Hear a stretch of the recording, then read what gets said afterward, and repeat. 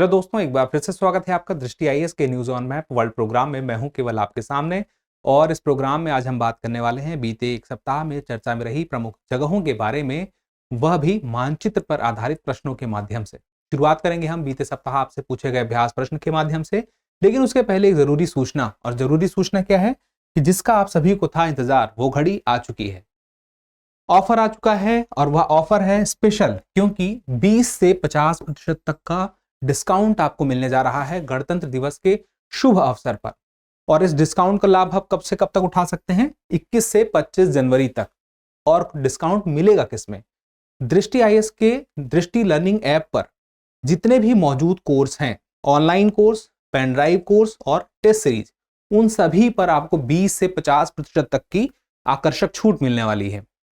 तो ये सारी छूट वो है जिसका आपको इंतजार रहता है, और कई बार आपने हमसे सवाल भी किया है कमेंट करके। तो जितनी जल्दी आप चाहें इसका लाभ उठा सकते हैं, उसके लिए आपको करना क्या होगा? डिस्क्रिप्शन में मौजूद लिंक है, उस लिंक को आप ओपन करेंगे तो अपनी सीट आप जल्दी से जल्दी बुक कर सकेंगे। फिलहाल के लिए और कुछ जानकारी चाहिए तो इस नंबर पर आप कॉल भी कर सकते हैं। अब बात करते हैं हम हमारे पहले प्रश्न से, यानी कि अभ्यास प्रश्न से।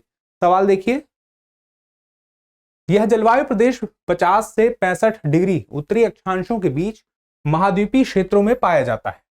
यहां लंबी अवधि का शीतकाल होता है तथा शीत ग्रीष्म ऋतु में भी औसत तापमान सामान्यतः 10 डिग्री से अधिक नहीं होता है। अब सोचिए कि यहाँ पे जो ग्रीष्म ऋतु है वहां पे भी तापमान 10 डिग्री सेल्सियस अधिकतम है, यानी कि फिर भी मौसम ठंडा ही है। शीत ऋतु में यहाँ अत्यधिक हिमपात होता है, जिससे अनुकूलन के लिए यहाँ विशेष प्रकार के शंकुधारी वृक्षों से युक्त वनों का विकास हुआ है। यह जलवायु रूस के साइबेरिया और पूर्वी यूरोप के क्षेत्रों में पाई जाती है। अब आपको क्या बताना है कि उपयुक्त विवरण के आधार पर जलवायु क्षेत्र के लिए सर्वाधिक उपयुक्त है। कौन सा जलवायु क्षेत्र है? ब्रिटिश तुल्य है, टुंड्रा है, लॉरेंसियल है, या तो टैगा है। अब देखिए, जितना कुछ इसने बताया है, यहाँ पे एक जगह का नाम आया है, रूस के साइबेरिया और पूर्वी यूरोप के क्षेत्रों में पाई जाती है। अगर आपको इतना भी पता है तो यहां से आपका जवाब निकल जाएगा, पूरे स्टेटमेंट के बावजूद जो समझ में ना आया हो तो भी। दरअसल टैगा जलवायु को ही साइबेरियन तुल्य जलवायु कहते हैं, क्योंकि इस क्षेत्र से संबंधित जलवायु है, विशेषता यहाँ वही है, इसी वजह से नाम पड़ गया साइबेरियन तुल्य जलवायु, जिसको हम कहते हैं टैगा जलवायु। अब यहाँ पे होता क्या है कि इसके हमें कुछ अक्षांशों के माध्यम से समझना पड़ेगा। देखिए, ये विषुवत रेखा है, इसके ऊपर जब हम जाएंगे तो 50 डिग्री से 65 डिग्री उत्तरी अक्षांश में, अगर हम उत्तरी गोलार्ध की बात करें, दरअसल यह 45 से लगभग 60 के आसपास रहता है, लेकिन थोड़ा सा 5-6 डिग्री ऊपर की ओर शिफ्ट भी होता है। तो इसीलिए इसको हम कह सकते हैं, मान सकते हैं 50 से लेकर 66.5 के आसपास। आप देखिए तो यह कौन सा क्षेत्र आपको दिखता है? तो ये वही क्षेत्र है जिसके बारे में भी हम बात कर रहे हैं, लेकिन ये सारा का सारा क्षेत्र नहीं है। इसमें भी कौन सा क्षेत्र है? पूर्वी यूरोप की बात कही गई है और साइबेरिया क्षेत्र की बात कही गई। यह टैगा जलवायु जो है मुख्य रूप से उस क्षेत्र में रहेगी, महाद्वीप के उस क्षेत्र में रहेगी जो कि समुद्र से दूर रहेगा, यानी कि बीच में स्थित क्षेत्र रहेगा। किसी महाद्वीप में जो बीच का क्षेत्र होगा वहीं पर हमें यह जलवायु साइबेरियन तुल्य देखने को मिलेगी। तो फिलहाल के लिए, और जो अक्षांश होगा वह 50 से 66.5 के आसपास आप मान सकते हैं। तो अब सवाल में जो पूछा गया है उस हिसाब से यहां वो क्षेत्र है जहां पे तापमान जो है गर्मी में भी 10 डिग्री सेल्सियस रहता है और अत्यधिक समय तक हिमपात होता रहता है। अब बात करें वृक्षों की, तो यहाँ के वृक्षों की खासियत यह है कि हमेशा बर्फ गिरती रहती है, इसलिए वहां यहाँ के जो शंकुधारी वृक्ष हैं, यानी कि वन हैं, उनके जो आप देखेंगे पेड़ों को, तो वहां पे पत्तियां चौड़ी नहीं दिखेंगी जिस प्रकार से आम तौर पर आप इंडिया में देखते हैं कि चौड़ी पत्तियां रहती हैं, क्योंकि बर्फ फिर वो इस तरह से रहते हैं कि उसमें आके टिके ना, तो बर्फ पत्तियों में ना टिके, इस वजह से वहां अपनी एक विशेषता के साथ वो पेड़ आपको दिखाई देंगे। तो फिलहाल के लिए जवाब तो हमें मिल चुका है, कुछ और जानकारी है जो आप समझ सकते हैं। अब अगला सवाल है, वह खबर देखिए किससे जुड़ा हुआ है। डेनमार्क ने ग्रीन फ्यूल्स अलायंस इंडिया पहल की घोषणा की। यह भारत और डेनमार्क के बीच 2020 में हस्ताक्षर किए गए ग्रीन स्ट्रेटेजिक पार्टनरशिप का हिस्सा है। इसी वजह से यह सवाल बनता है। सवाल देखिए, निम्नलिखित कथनों पर विचार कीजिए। डेनमार्क के उत्तर में उत्तरी सागर स्थित है। दूसरा है, डेनमार्क के मुख्य प्रायद्वीपीय भाग जटलैंड प्रायद्वीप के नाम से जाना जाता है। और तीसरा है, डेनमार्क के निवासियों को डच कहा जाता है। क्या सच में ऐसा है? चलिए देखते हैं कितने कथन इसमें सही है। पहला वाला जो देखते हैं, डेनमार्क के उत्तर में उत्तरी सागर स्थित है कि नहीं है। देखिए यहां पे आपको दिखाई देगा डेनमार्क, यहां पे तो आपको दिख रहा है पूर्व में डेनमार्क के बाल्टिक सागर है, पश्चिम में देखेंगे तो नॉर्थ सी है। अब यहां पे इस क्षेत्र में भी ऐसा लगेगा कि नॉर्थ सी है, लेकिन यह जो क्षेत्र है नॉर्थ सी का क्षेत्र नहीं माना जाता है। यह क्षेत्र माना जाता है दरअसल आप स्कैग्रेक और इसके अलावा कैटलगेट। तो स्कैग्रेक ये जो है जलसंधि है, और यहां पे पूर्व में एक और है कैटलगेट, ये जलसंधि है। तो यहां पर उत्तरी सागर नहीं है, दरअसल जो नॉर्थ सी है वह डेनमार्क के पश्चिम में है। तो यह बात स्पष्ट रहेगी। अब दूसरा वाला देखिए, जो इसको नॉर्थ सी कहा जाता है, क्यों कहा जाता है नॉर्थ सी कहने की, इसके पीछे की एक वजह है, उस वजह को समझ जाएंगे तो और आसान हो जाएगा। दरअसल यह जो नॉर्थ सी है यूनाइटेड किंगडम की वजह से है, यूके की वजह से, क्योंकि यह यूके के नॉर्थ में था तो इसका नाम पड़ गया नॉर्थ सी। अब अगला स्टेटमेंट हम देखते हैं, तो अगला स्टेटमेंट हम देखेंगे, यहां वाला तो हमें पहला वाला तो समझ में आ चुका है कि यह जो है यह गलत है। डेनमार्क के मुख्य प्रायद्वीप भाग जटलैंड प्रायद्वीप के नाम से जाना जाता है कि नहीं? देखिए यह डेनमार्क का मुख्य क्षेत्र है और यह जटलैंड के नाम से जाना जाता है, तो दूसरा वाला तो सही है। अब तीसरा वाला देखते हैं, डेनमार्क के निवासियों को डच कहा जाता है? जी नहीं, डेनमार्क के निवासियों को डेनिश कहा जाता है। डच हॉलैंड के निवासियों कहा जाता है। हॉलैंड का एक और नाम है, बताइए क्या नाम है, कमेंट करके एक बार। तो फिलहाल के लिए कितने आप सही है स्टेटमेंट? सिर्फ दूसरा वाला सही है, यानी कि केवल एक कथन इसमें सही है। चलिए अब देखते हैं अगला सवाल। अगला सवाल है, हाल ही में नाइजीरिया ने जब्त किए गए 11.2 मिलियन डॉलर मूल्य के हाथी दांत नष्ट किए हैं। अब इसी से जुड़ा हुआ एक प्रश्न है कि निम्नलिखित देशों को नाइजर नदी के प्रवाह मार्ग में आने के क्रम में व्यवस्थित कीजिए।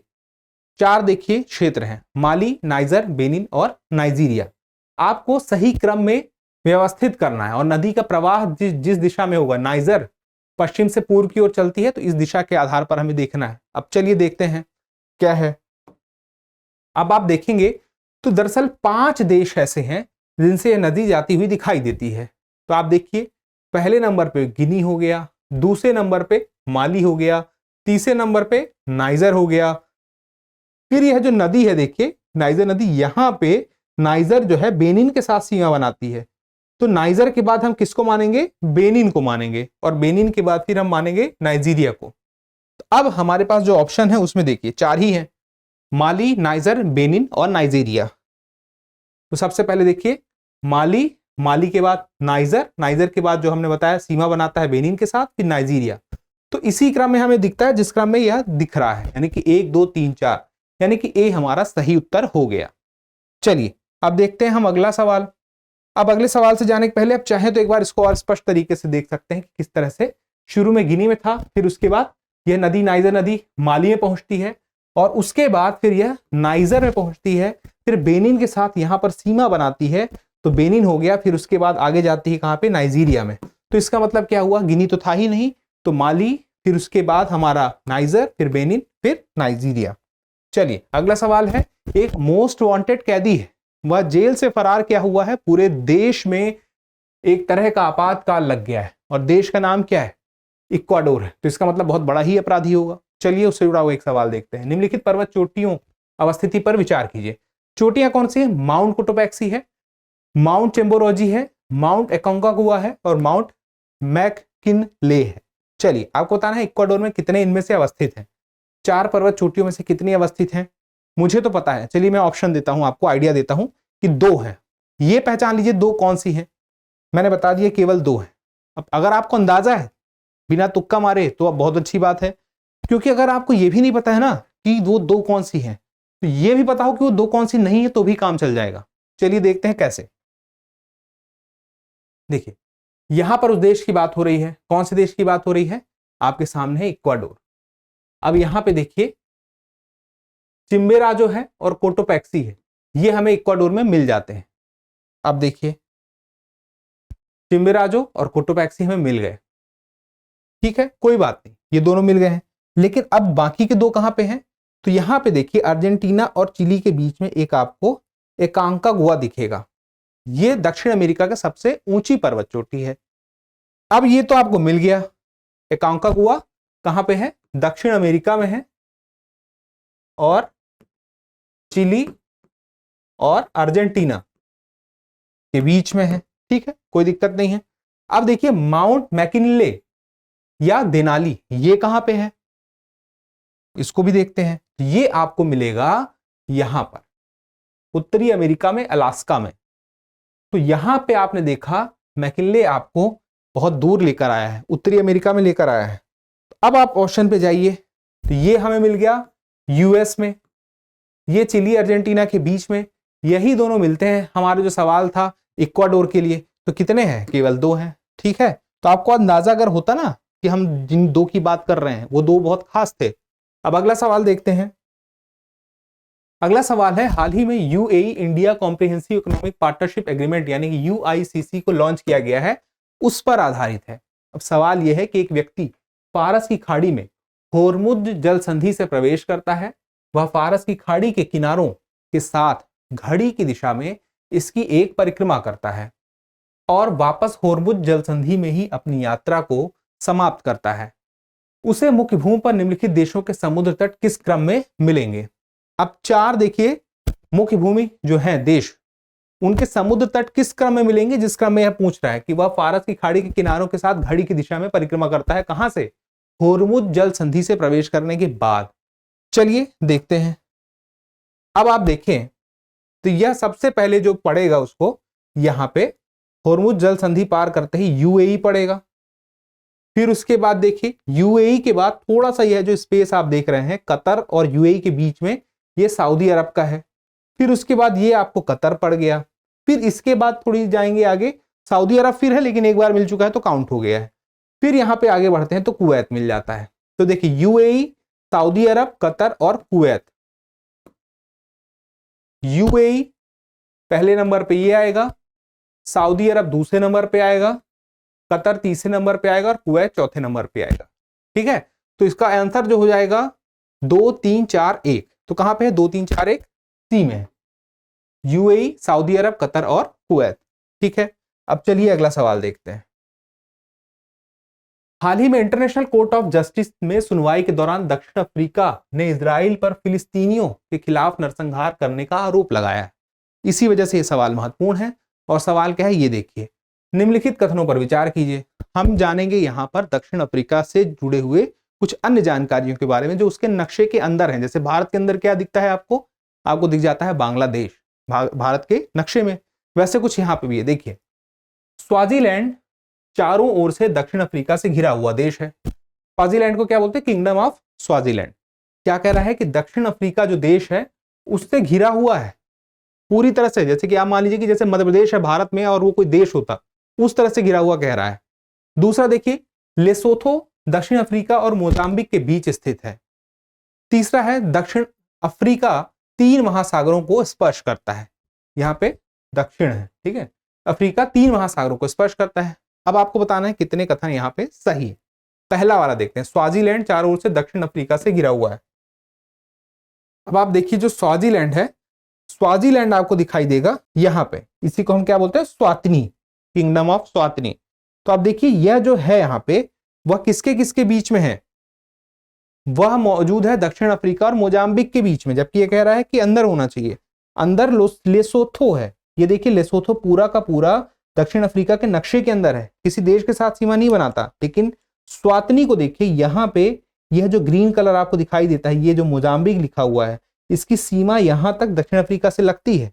और यह जो है इसकी स्वातिनी की सीमा मोजाम्बिक से भी लग रही है और दक्षिण अफ्रीका से भी लग रही है, तो दोनों के बीच में है। यानी कि दक्षिण अफ्रीका और मोजाम्बिक के बीच में है स्वातिनी यानी कि स्वाजीलैंड।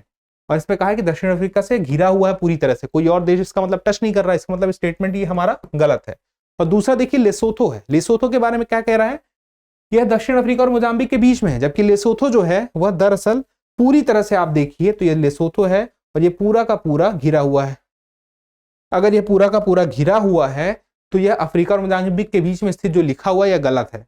दरअसल हुआ यह है कि स्वाजीलैंड को नीचे होना चाहिए, लेसोथो के ऊपर होना चाहिए, तब दोनों स्टेटमेंट सही हो जाता। तीसरा देखिए दक्षिण अफ्रीका 3 महासागरों को स्पर्श करती है। चलिए देखते हैं। जो महासागर है ना उसको 2 तरह से लोग बांट के देखते हैं। एक बांटने का अंदाज ऐसा है जिसमें कि दुनिया में जो महासागर हैं उनकी संख्या में एक तो पैसिफिक ओशियन है, एक अटलांटिक ओशियन है, एक इंडियन ओशियन है और एक आर्कटिक ओशियन है। अब पैसिफिक ओशियन इधर भी है, मतलब सेम है। तो कितने हो गए? 4 हो गए। कुछ लोग ऐसे हैं जो एक 5वां ओशियन मानते हैं, ये साउदर्न ओशियन। अब यहीं पे सवाल आता है कि क्या साउदर्न ओशियन यहां टच करता है अफ्रीका में या नहीं करता है? सवाल तो ये तीन महासागर की बात हुई है। तो दरअसल बात को समझिए, एक तो अटलांटिक ओशियन से टच कर रहा है, दूसरा इंडियन ओशियन से टच कर रहा है, दो तो तय हो गए। अब साउदर्न ओशियन का क्या है? तो देखिए, जो साउदर्न ओशियन है उसको इस तरह से माना जाता है कि जो पृथ्वी का 60 डिग्री अक्षांश है उससे एक रेखा खींच दी गई है और उसके ऊपर, यानी कि उससे फिर पोल की तरफ जो क्षेत्र में बढ़ेंगे आगे, वो सारा का सारा साउदर्न ओशियन मान लिया गया है। तो ऐसी स्थिति में यह देखिए काफी दूर है और इस वजह से यह 3 महासागर को टच अफ्रीका नहीं करता है। तो हमारा जो उत्तर हुआ है उसके हिसाब से तो हमें यह पता चलता है कि तीसरा स्टेटमेंट भी सही नहीं है और ऊपर के 2 भी सही नहीं थे। तो कितने स्टेटमेंट सही हैं? एक भी स्टेटमेंट सही नहीं है, यानी कि सही उत्तर हो गया हमारा डी। चलिए अगला हम देखते हैं। अगला सवाल जो है वह संबंधित है, देखिए, WHO ने कार्बो वर्डे को मलेरिया मुक्त देश के रूप में प्रमाणित किया है। अपने आप में एक करंट अफेयर है, यहां से भी एक सवाल आ सकता है। मॉरिशस और अल्जीरिया के बाद यह दर्जा प्राप्त करने वाला तीसरा अफ्रीकी देश। 3 देश मलेरिया मुक्त घोषित हो गए हैं, मॉरिशस और अल्जीरिया हो चुका था, तीसरा कौन सा हो गया? कार्बो वर्डे। लेकिन इसकी खासियत यह जो है, यह देश जो है एक अफ्रीका का द्वीपीय देश है। तो वह है कहां पर, किस महासागर में है, यह आपसे पूछ रहा है। उत्तरी अटलांटिक महासागर, गिनी की खाड़ी, मोजाम्बिक चैनल या भूमध्य सागर, मतलब वाटर बॉडी में कहां पे है यह बताना है आपको। तो अब देखिए, अफ्रीका महाद्वीप आपके सामने है, केबो वर्डे, कोबो वर्डे, 2-3 नाम से इसको जाना जाता है, यह यहां पर है। अब यह कौन सा क्षेत्र है? North Atlantic ocean. तो इसका मतलब क्या हो गया कि अगर वो जगह हमें पता है तो हमें आंसर सीधे सीधे पता चल गया, बाकी जगहों को देखने की तो जरूरत नहीं है। तो चलिए, हमें इसमें जवाब मिल चुका है। अब ये जो केबो वर्डे है, बहुत सारे छोटे छोटे आइलैंड आपको दिखाई देंगे और यह जो है औपनिवेशिक जो कॉल चल रहा था, उस औपनिवेशिक कॉल के दौरान एक समय आया जब यहाँ पे बस्ती बसाई गई। उसके पहले यह पूरा निर्जन था, यहाँ पे लोग नहीं थे। अब चलिए, अब देखते हैं हमारा अगला सवाल।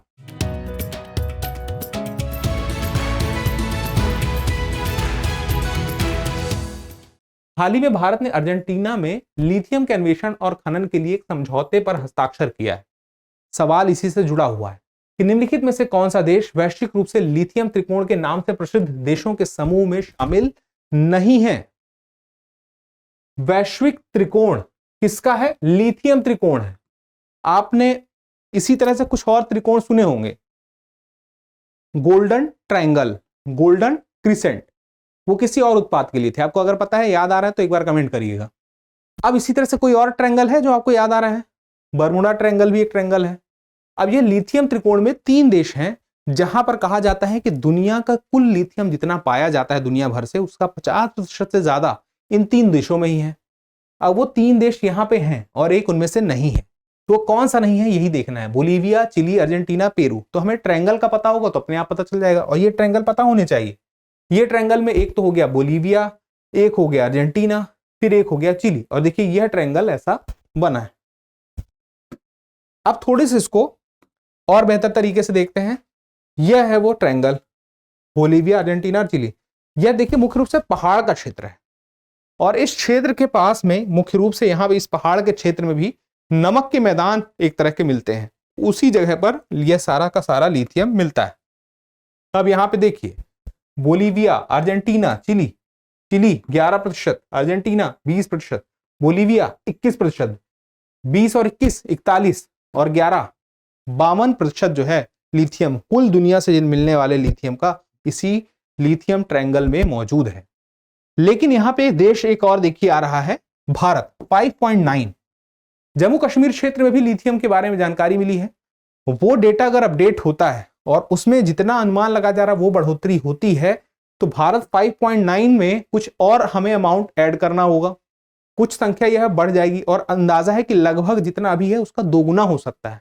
तो खैर ये भी आगे की बात है, अभी हम संभावना व्यक्त कर रहे हैं, लेकिन फिर भी यहां पे कुछ भी हो जाए, जो ट्रायंगल है वो ट्रायंगल रहने वाला है, ये भी स्पष्ट हो चुका है। ठीक है, तो चलिए कौन सा नहीं है, हमें सवाल के जवाब में देखना था ना। तो बोलीविया, अर्जेंटीना और चिली तो नहीं है तो है कौन सा नहीं? जो नहीं है वो है पेरू। ये हो गए हमारे लिथियम ट्रायंगल। चलिए अब देखते हैं अगला सवाल। अगला सवाल है, नाउरू ने एक चीन सिद्धांत के तहत पीपुल्स रिपब्लिक ऑफ चाइना को मान्यता दी है हाल ही में। तो अब सवाल देखिए उससे जुड़ा हुआ है, क्या है? निम्नलिखित कथनों पर विचार कीजिए। वन चाइना पॉलिसी चीन और ताइवान को एक ही देश मानता है, पहली बात। दूसरी बात है, वन नेशन टू सिस्टम चीन का ताइवान के साथ संबंध की व्याख्या करता है। तीसरा है, भारत चीन के वन चाइना पॉलिसी का समर्थन करता है। अब इसको जो है आप मैप के माध्यम से नहीं समझ पाएंगे, लेकिन मैं कोशिश करता हूं आपको समझाने की बात जो ये है वो ये है कि जो वन चाइना पॉलिसी है, चीन और ताइवान को एक ही देश मानता है, यानी कि चीन ताइवान को एक ही देश मानता है और ये चीन की ही वन चाइना पॉलिसी है। तो दुनिया के बहुत सारे देश इसका समर्थन करते हैं कि जो ताइवान है वह चीन का ही है। भारत भी वन चाइना पॉलिसी का समर्थन करता है। तो पहला सही है तो दूसरा भी सही है, दो तो यहां पे सही है। लेकिन बात आती है वन नेशन टू सिस्टम। अब आपको लग रहा होगा कि भाई अगर चीन और ताइवान का इस प्रकार का विवाद चल रहा है, ताइवान अपने आप को अलग रूप में मानता है, भारत उसको अलग देश के रूप में नहीं देखता है, और इसी वजह से जो भारत के राजनयिक संबंध है वह सिर्फ चीन से है, वह ताइवान के साथ नहीं बनाएगा, क्योंकि भारत की नजर में दोनों एक ही है। तो भारत के ताइवान के साथ राजनयिक संबंध तो नहीं है, लेकिन व्यापारिक संबंध है, इसमें कोई दो राय नहीं है। अब फिलहाल के लिए बात आती है दूसरे स्टेटमेंट की। तो ऐसा लग रहा है कि one nation two system Taiwan की ही बात चल रही है, लेकिन ऐसा नहीं है। दरअसल यह बात चल रही है हांगकांग और मकाऊ की। यह उपनिवेश थे एक समय पर, और इस शर्त के साथ इन्हें आजाद किया गया, खाली छोड़ा गया कि यहां पर अपना सिस्टम रहेगा, अपनी एक गणतंत्र की प्रणाली रहेगी। उसको चीन ने अपनाया है। तो चीन का हिस्सा तो ये अपने आप को मानते हैं हांगकांग और मकाऊ, लेकिन इनका सिस्टम अलग है। इसी वजह से कहा गया है वन नेशन टू सिस्टम। तो इनका सिस्टम अलग है और पूरे चीन का बाकी का अपना एक अलग सिस्टम है, इसलिए सिस्टम हो गए दो, और ये सारे मिला के एक ही देश हैं। ठीक है, तो यहां पे ताइवान के साथ चूंकि यह बात कही थी तो यह बात गलत है। तो यह स्टेटमेंट तो गलत है, बाकी दो सही है। तो कितने इसमें सही है? तो इसमें आप कहेंगे एक और तीन सही है, यानी कि सही उत्तर हमारा हो गया बी। चलिए अगला देखते हैं। अगला सवाल है, क्षेत्र चाहे तो आप देख सकते हैं, ये ताइवान है, चीन से थोड़ा सा अलग दिखेगा आपको, पैसिफिक ओशियन में है। और यहां पे आप देखेंगे तो यहां पे आपको हांगकांग दिखेगा और यहां पे आपको मकाऊ दिखेगा। अगर आपको दिख पा रहा है तो ये साउथ चाइना सी से लगा हुआ क्षेत्र है। अब चलिए आगे देखते हैं। ये ताइवान है, ये हांगकांग है और ये मकाऊ है। ठीक है, चलिए आगे देखिए। हाल ही में भारत और नेपाल ने विद्युत निर्यात के लिए एक दीर्घकालिक समझौते पर हस्ताक्षर किए। सवाल देखिए, निम्नलिखित में से कितनी नदियां नेपाल से भारत में प्रवेश करती हैं? 4 नदियां हैं, नाम है घाघरा, गंडक, कोसी और गोमती। आपको यह बताना है कि इसमें से कौन सी नदी है जो नेपाल से प्रवेश करती है। आपको अगर सही सही अंदाजा होगा तो आप बता देंगे कि 1 है, 2 है, 3 है या 4 है। चलिए देखते हैं कितनी है। घाघरा, गंडक, कोसी और गोमती। अब इसको हम सबसे पहले मैप में देखते हैं। अब देखिए, जो कोसी नदी है वह भी आती है, तिब्बत की तरफ से आती है, और यह नेपाल से होते हुए सप्तकोसी नाम से आती है, लेकिन भारत में यह कोसी नदी के नाम से जानी जाती है। उसी हिसाब से नेपाल से देखिए आगे बढ़ के आई भारत में गंडक नदी, फिर उसी के हिसाब से फिर आगे देखिए घाघरा नदी, यह भी नेपाल से आई। लेकिन जो गोमती नदी है, उत्तर प्रदेश में एक जिला है पीलीभीत, और पीलीभीत में एक जगह है गोमत ताल। गोमत ताल से गोमती नदी आगे बढ़ती है और ये आगे निकलती है। और गोमती नदी जो है, यह गोमती नदी कहां पर आपको मिल जाएगी? लखनऊ जो है गोमती नदी के बगल में बसा हुआ है, यानी कि उसके तट पर बसा हुआ है। तो भारत की नहीं लेकिन लखनऊ की तो बहुत ही प्रमुख, भारत का प्रमुख शहर है लेकिन लखनऊ की तो राजधानी है, तो एक महत्वपूर्ण है। तो आपको ये तो पता ही होगा कि गोमती नदी जो है कहाँ पर मुख्य रूप से किस राजधानी क्षेत्र में है। और दूसरी बात ये हो गई कि यह उत्तर प्रदेश में ही निकल रही है, ऐसा नहीं है कि किसी अन्य राज्य से भी आ रही है। पीलीभीत उत्तर प्रदेश में है, तो उत्तर प्रदेश से निकल रही है, उत्तर प्रदेश की राजधानी की तरफ जा रही है। अब चलिए आगे देखिए, तो हमें जवाब तो मिल गया है लेकिन आप उत्तर देख लीजिए एक बार के लिए। तो यहाँ पे जो है आप गोमती को छोड़ देंगे तो 3 बचेंगे, तो यहाँ पे सही उत्तर क्या हो गया, केवल 3, यानी कि ऑप्शन हो गया इसमें सी हो गया कि भारत में नेपाल से प्रवेश करती हुई दिखाई देती है। अगला सवाल देखते हैं। अगला सवाल है, हालिया खबरों में रहा सिस्तान बलूचिस्तान क्षेत्र निम्नलिखित में से किससे संबंधित है। दरअसल मामला ये हुआ कि अभी हाल ही में ईरान की तरफ से हमला होता है पाकिस्तान के बलूचिस्तान वाले क्षेत्र में, और कहा यह जाता है ईरान की तरफ से कि हमने यह जो हमला किया है बलूचिस्तान में कुछ ऐसे आतंकवादी संगठन हैं जिन पर हमें हमला करना जरूरी था और हमने उस पर किया है। लेकिन पाकिस्तान का यहां से कहना क्या था कि यह जो हमला हुआ है इससे आम नागरिक भी मारे गए हैं, और सुनने में आया है कि पाकिस्तान की तरफ से भी कुछ कार्यवाही की गई है, कुछ सर्जिकल स्ट्राइक जैसा सुनने में आया है। ये तो आगे की बात है, खबर जो आएगी अपडेट हो ही जाएगा, आपको पता चल जाएगा। फिलहाल के लिए यह नाम देखिए, सिस्तान बलूचिस्तान क्षेत्र किस जगह से संबंधित है, ईरान, इराक, पाकिस्तान या अफगानिस्तान। आपको देखने में तो यही लग रहा है बलूचिस्तान लिखा है तो पाकिस्तान तो होगा ही, लेकिन ऐसा नहीं है, यह सिस्तान बलूचिस्तान है। और जो सिस्तान बलूचिस्तान है वह मुख्य रूप से किस देश में है, तो यह वही देश है जिस देश के द्वारा अभी हमला किया गया है, यानी कि ईरान के द्वारा। ठीक है, तो ईरान का क्षेत्र है, और ये देखिए पाकिस्तान से लगा ही हुआ देश, इस तरफ पाकिस्तान ही है, थोड़ा आगे जाएंगे पाकिस्तान में तो बलूचिस्तान आपको मिल जाएगा, लेकिन ये है सिस्तान एंड बलूचिस्तान। चलिए अब अगला सवाल है, 2017 में पूछा जा चुका है, मानचित्र पर आधारित सवाल है। यह सार्थकता सिद्ध करता है आज हम जिस प्रोग्राम को देखते हैं वह कितना महत्वपूर्ण है। सवाल देखिए, निम्नलिखित में से कौन सा भौगोलिक रूप से ग्रेट निकोबार के सबसे निकट है। ग्रेट निकोबार के सबसे निकट है कौन सा है, सुमात्रा, बोर्नियो, जावा या श्रीलंका। इनमें से एक सही जवाब होगा। तो देखते हैं सबसे पहले कहां पे है, तो देखिए यहां पे है निकोबार आइलैंड, और सबसे बड़ा जो है वह ग्रेट निकोबार, और वहीं पर जो है हमें क्या मिलेगा, इंदिरा पॉइंट मिलेगा। इंदिरा पॉइंट मिलेगा, भारत का दक्षिणतम बिंदु मिलेगा, और यह है ग्रेट निकोबार। और जो सबसे पास में है इंडोनेशिया का वह कौन सा क्षेत्र है, सुमात्रा है, यह सुमात्रा का क्षेत्र आ जाता है, और सबसे पास में यही है इंडोनेशिया का। और सवाल देखिए क्या पूछा था, भौगोलिक रूप से ग्रेट निकोबार के सबसे निकट है सुमात्रा, बोर्नियो, जावा, श्रीलंका। सुमात्रा है, बोर्नियो, जावा, श्रीलंका नहीं है। आप देख लीजिए, अगर आप थोड़ा सा और पास देखें तो श्रीलंका तो यहाँ है, देखिए बहुत दूर है, और निकोबार से कितना पास में था। इसके अलावा आप और भी देख लें तो जावा यहाँ पे है, यह भी काफी दूर है। बोर्नियो देख लें, काफी दूर है। यही सबसे पास में दिखाई देता है इंडोनेशिया का क्षेत्र। तो हमें सभी जवाब तो मिल चुका है, आपके सामने है सुमात्रा। ठीक है, अब बात करेंगे एक अभ्यास प्रश्न की, लेकिन एक बार चलते चलते फिर से एक स्पेशल ऑफर बहुत सीमित समय के लिए है।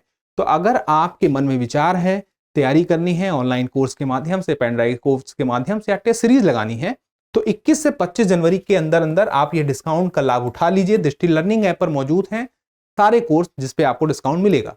अगर आपको अपनी सीट बुक करनी है जल्दी से जल्दी, तो डिस्क्रिप्शन में लिंक मौजूद है, आप लिंक ओपन करके रजिस्ट्रेशन कर सकते हैं। चलिए फिलहाल के लिए अगला प्रश्न देखते हैं, जो कि अभ्यास प्रश्न है। निम्नलिखित कथनों पर विचार कीजिए। कैस्पियन सागर के कुछ ही तटीय देश भू आबद्ध हैं। काला सागर के कुछ तटीय देश भू आबद्ध हैं। तीसरा है लाल सागर के कुछ तटीय देश भू आबद्ध हैं। अब आपको क्या बताना है, कौन सा या कौन से कथन सही है या है। उत्तर है केवल एक और दो, एक और तीन, दो और तीन, इनमें से कोई एक सही उत्तर है। फिलहाल के लिए हमारा सेशन यहीं पर समाप्त होता है, जल्दी मिलते हैं अगले एपिसोड में। तब तक के लिए शेयर कर लें, चैनल को सब्सक्राइब कर लें। स्वस्थ रहें, मस्त रहें और पढ़ते रहें। धन्यवाद। डियर व्यूअर्स, अपने एग्जाम की तैयारी को और बेहतर करने के लिए हमारे चैनल को लाइक, शेयर और सब्सक्राइब करना न भूलें।